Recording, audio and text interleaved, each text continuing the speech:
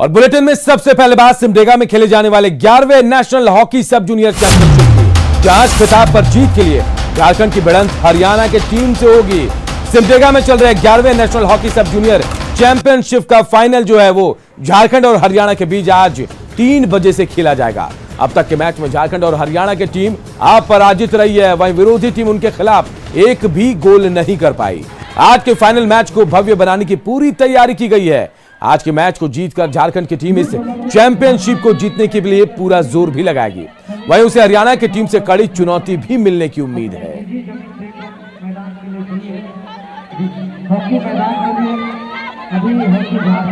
झारखंड की टीम उड़ीसा को 5-0 से सेमीफाइनल में हराए। हमारा फाइनल मैच हरियाणा के साथ है, गोल्ड मेडल लेंगे, यही हमारा एकमात्र लक्ष्य है। ये जो नेशनल का आयोजन हो रहा है सिमडेगा में, अभी तक का इतिहास का सबसे बेस्ट नेशनल है और हम लोग कोशिश करेंगे कि जो जूनियर नेशनल है वो इससे भी कहीं बेहतर करके पूरे हिंदुस्तान को दिखाएं।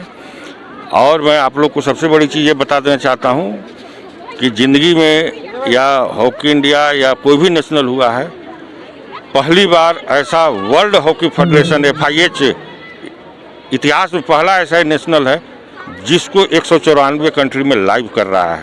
ये भी सिमडेगा के लिए बहुत बड़ी चीज़ है।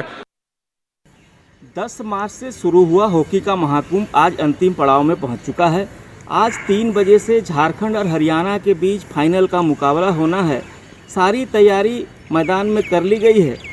फाइनल तक का संघर्ष पूर्ण मुकाबला में पहुंचने के लिए झारखंड की बेटियों ने अभी तक एक भी गोल नहीं खाया है, सभी टीम को पराजित किया है और 49 गोल मारकर फाइनल तक आया है।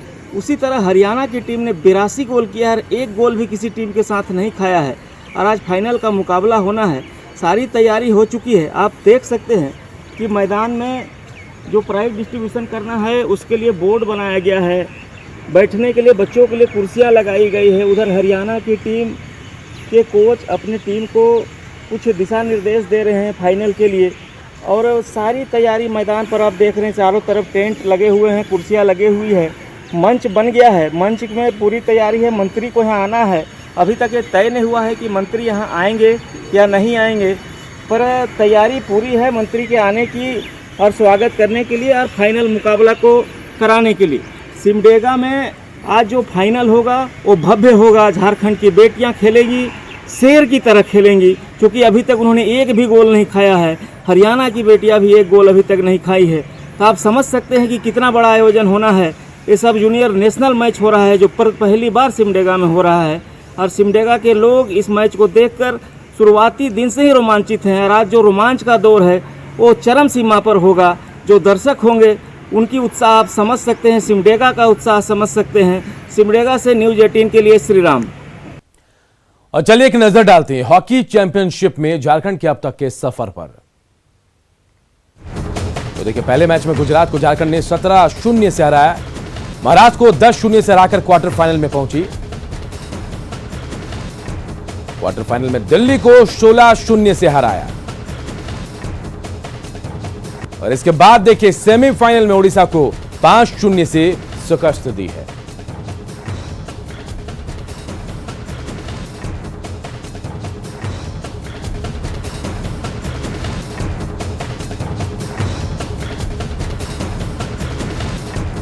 और अब एक नजर डालते हैं हॉकी चैंपियनशिप में अब तक के हरियाणा के सफर पर।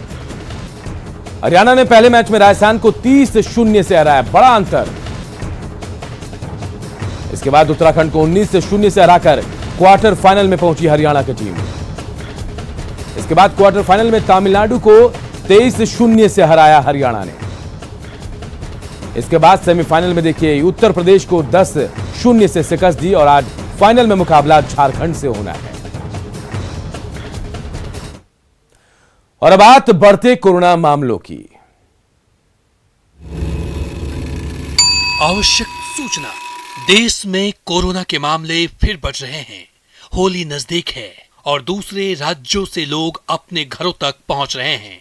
ऐसे में बढ़ते मामले को देखते हुए सावधानी बेहद जरूरी है। 2 गज की दूरी और मास्क हमें कोरोना से बचाने में मददगार है। सरकार की गाइडलाइंस और तय नियमों का पालन करेंगे तो कोरोना से बचे रहेंगे, क्योंकि सावधानी ही बचाव है।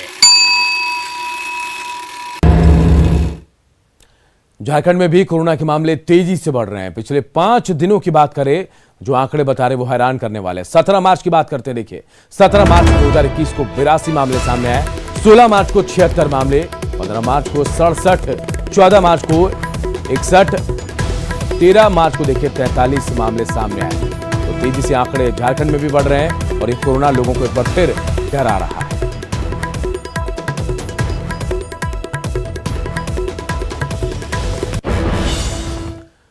तो कोरोना के रोज बढ़ रहे आंकड़े डरा रहे हैं, लेकिन लोग हैं कि संक्रमण के खतरे से बेखबर बने हैं। कोविड के बनाए सरकारी नियमों की खुलेआम धज्जियां उड़ाई जा रही हैं। राजधानी रांची से लेकर उपराजधानी दुमका तक लापरवाही का आलम है और ऐसे में बड़ा सवाल है कि अगर फिर से कोरोना विस्फोट हुआ तो इसका जिम्मेदार कौन होगा।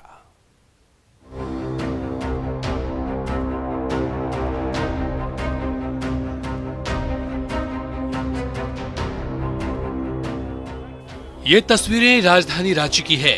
यहाँ के प्रमुख सब्जी और फलों की मंडी डेली मार्केट की ये तस्वीर गौर से देख लीजिए। लोगों में कोरोना का खौफ जरा भी नहीं है, न मास्क पहनने की जिम्मेदारी, न ही सोशल डिस्टेंसिंग का ख्याल। ये हाल तब है जब राजधानी में पिछले 24 घंटे में 45 संक्रमितों की पहचान हुई है, लेकिन संक्रमण के बढ़ते खतरों के बीच लोग लापरवाह बने हुए हैं। झारखंड में कोरोना संक्रमण ने अपनी रफ्तार फिर से एक बार बढ़ा दी है। ये एक चिंता की बात है, लेकिन यह चिंता राजधानी रांची के बाजारों में कहीं नहीं दिखता। हम आपको दिखलाने की कोशिश करेंगे कि ये जो बाजार है, डेली मार्केट का सब्जी बाजार, यहाँ पर किस तरह से सब्जियों की खरीदारी हो रही है। इतनी भीड़ है। मास्क नहीं पहने हुए आप? मास्क नहीं पहने हुए, फटकते हैं, फूकने में तकलीफ होता है। फटकते हैं ना, प्याज लहसुन तो फटकने में तकलीफ होता है बस। ये बात हम समझ सकते हैं, आप समझ सकते हैं। कोरोना का वायरस थोड़ा समझेगा। सही बात है, पर इंशाल्लाह कुछ नहीं होगा हमको। इंशाल्लाह कुछ नहीं होगा हमको। वाह, क्या जवाब दिया जा रहा है। ऐसे में यदि संक्रमण फैलता है तो कौन जवाब देगा। ये हाल तब है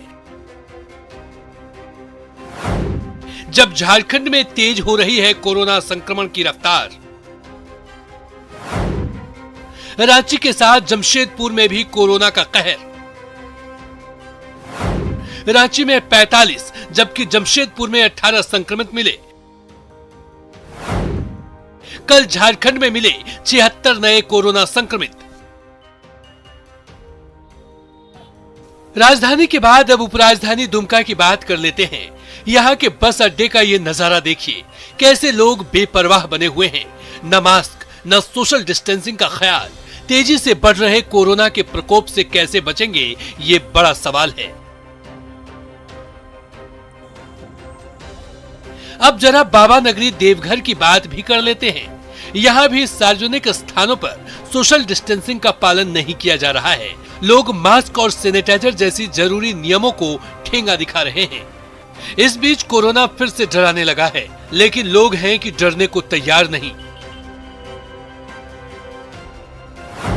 झारखंड में 16 फरवरी को 38 नए मामले सामने आए थे, तो 16 मार्च को 76 नए मामले सामने आए हैं। झारखंड में एक महीने में कोरोना के नए मामले में 100% की बढ़ोतरी हुई। तो समझना मुश्किल नहीं कि कैसे हम कोरोना को भगाएंगे, कैसे संक्रमण से लड़ेंगे। सरकार बार बार जनता को आगाह कर रही है, हमें सचेत कर रही है, लेकिन हम हैं कि सुधरने का नाम नहीं ले रहे। इसलिए जरूरी यह है कि वैक्सीन आने के बाद भी सतर्कता बेहद जरूरी है। मास्क से नाक और मुंह ढके होने चाहिए। खांसते और छींकते वक्त मुंह ढकना चाहिए। हाथ साफ नहीं हो तो आंख, नाक और मुंह को छूने से बचना चाहिए। साथ ही 2 गज की दूरी का पालन जरूर करना चाहिए।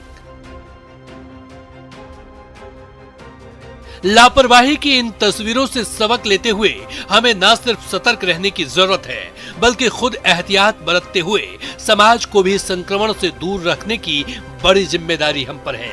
इसलिए सतर्क रहें और सुरक्षित रहें। न्यूज 18 के लिए दुमका से पंचम, देवघर से ऋतुराज और रांची से उपेंद्र के साथ ब्यूरो रिपोर्ट। इधर गिरिडीह के सुरभीर स्टील समूह में आयकर विभाग की टीम ने बड़ी कार्रवाई की है। टीम ने एक साथ झारखंड और बिहार के 100 से अधिक अधिकारियों और कर्मचारियों के साथ सुरभीर समूह के करीब दर्जन भर ठिकानों पर छापेमारी की। अतिवीर कंपनी के गिरिडीह के मंजलाडीह के चाइना प्लांट, छड़ फैक्ट्री, स्पंज प्लांट और शहर के बड़ा चौक के दरियादी स्थित घर और कार्यालय में छापेमारी की कार्रवाई की गई। फिलहाल आयकर विभाग इस कार्रवाई के बारे में कुछ भी बोलने से बच रहा है। हालांकि इस टीम के साथ सीआरपीएफ के जवान भी शामिल हैं।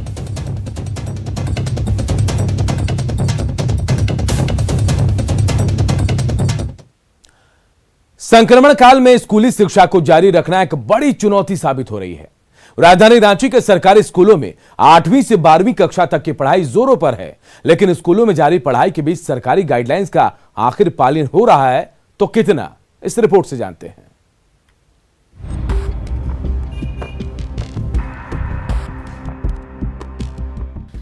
झारखंड के सरकारी स्कूलों में एक बार फिर रौनक लौटने लगी है।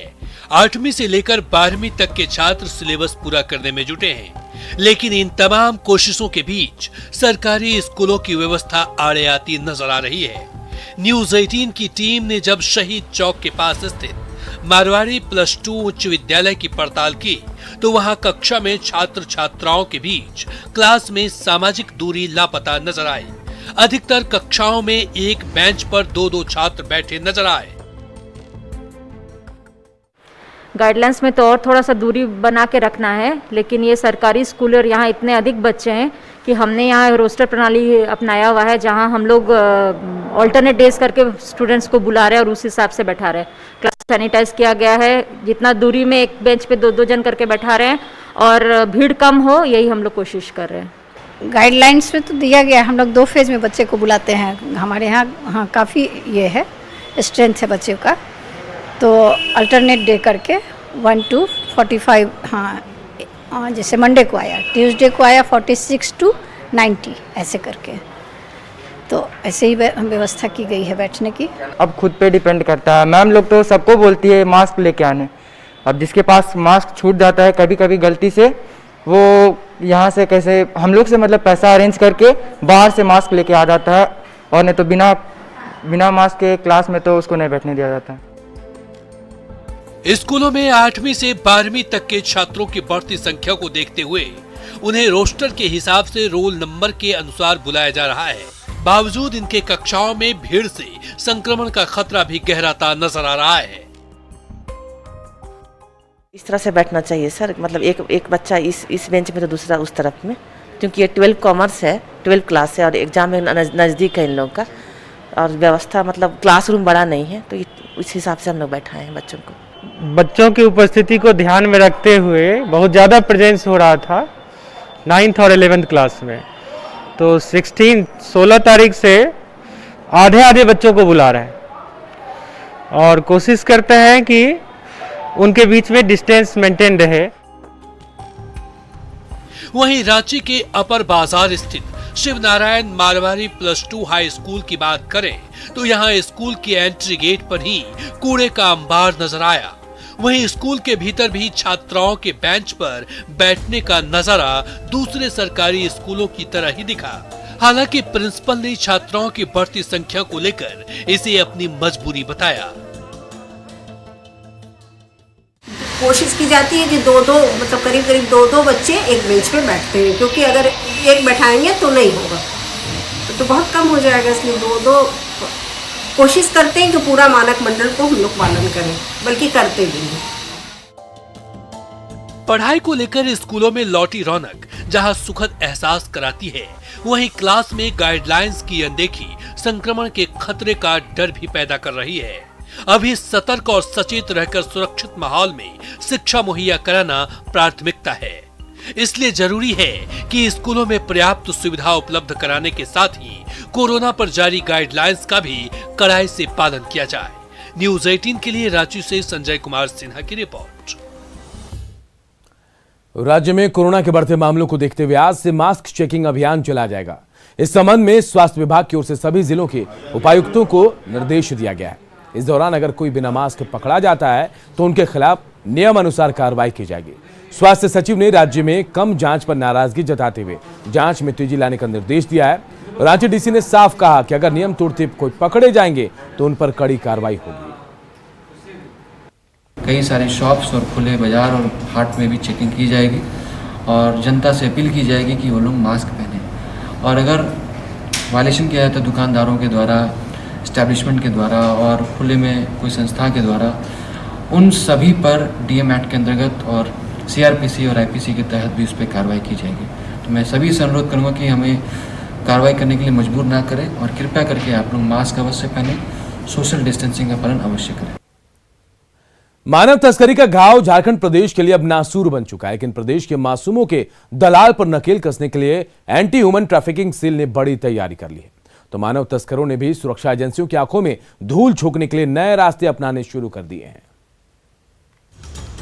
झारखंड में रोजगार की कमी और सरकार की अदूरदर्शिता ने प्रदेश में सबसे ज्यादा मानव तस्करी जैसे संगीन अपराध को बढ़ावा दिया है और इसकी सबसे ज्यादा शिकार हुई हैं यहाँ की मासूम बेटियां। पुलिस की आंखों में धूल झोंकने के लिए मानव तस्कर समय समय पर ट्रेंड बदलते रहे हैं। इसी कड़ी में मानव तस्करों ने बस और ट्रेन का रूट छोड़ अब हवाई जहाज का रास्ता अपना लिया है। इससे न सिर्फ तस्करों का समय बच रहा है बल्कि एंटी ह्यूमन ट्रैफिकिंग सेल की नजर से भी आसानी से बच जाते हैं। लॉकडाउन के बाद जो ट्रेंड बदला है, जो प्रचलन बदला है, पहले बच्चे और बच्चियां को बसों से ले जाया जाता था, ट्रेनों से लेके जाया जाता था, अब बच्चियों को हवाई जहाज से लेके तस्कर लेके जा रहे हैं। सस्ते मजदूर की वजह से हाल के दिनों में झारखंड की लड़कियों की मांग अंतर्राष्ट्रीय स्तर पर भी बढ़ी है। हाल ही में दिल्ली ले जाई जा रही खूंटी की 7 बच्चियों को एयरपोर्ट से रेस्क्यू कराया गया था, जिसमें एक मानव तस्कर भी गिरफ्तार हुआ था। मानव तस्करों पर नकेल के लिए ह्यूमन ट्रैफिकिंग के 32 किंगपिन की लिस्ट तैयार है और सभी की संपत्ति जब्त करने के लिए सीआईडी ने ईडी को एक रिपोर्ट भी भेजी है। वहीं 246 प्लेसमेंट एजेंसियों पर दबिश भी बढ़ा दी गई है। केस बाय केस हैंडल करते हैं और केस को इन्वेस्टिगेट करके जो भी उस कॉन्स्पिरेसी में शामिल होते हैं उनको चिन्हित करके अरेस्ट और चार्जशीट करते हैं। जिन लोगों ने इससे संपत्ति भी बना ली है तो ईडी को भी इन्फॉर्म करते हैं उनके एसेट्स वगैरह के बारे में। सबसे हैरानी की बात है कि झारखंड की बेटियों को रोजगार के लिए सरकार तमिलनाडु की जिस कपड़ा कंपनी से करार करती है उसी केपीआर कंपनी में पहले से काम कर रही लड़कियां मुक्ति की गुहार लगा रही है। सरकार एक तरफ से रोजगार का वादा कर रही है और उसी रोजगार में मानव तस्कर घुस के इस लड़कियों का तस्करी और शोषण दोनों कर रहे हैं। जाहिर है मानव तस्करों पर नकेल के लिए नीति और नियत दोनों की जरूरत है और इसी की कमी का नतीजा है कि दलाल यहाँ के मासूमों को अपने झांसे में लेकर उनकी जिंदगी से खेल रहे हैं, क्योंकि अब तक की कार्रवाई मानव तस्करों का हौसला तोड़ने में नाकाम रहा है। ओम प्रकाश, न्यूज़ 18 रांची। और इस बुलेटिन में इतना ही, लेकिन खबरें लगातार जारी है। देखते रहिए न्यूज़ 18 बिहार।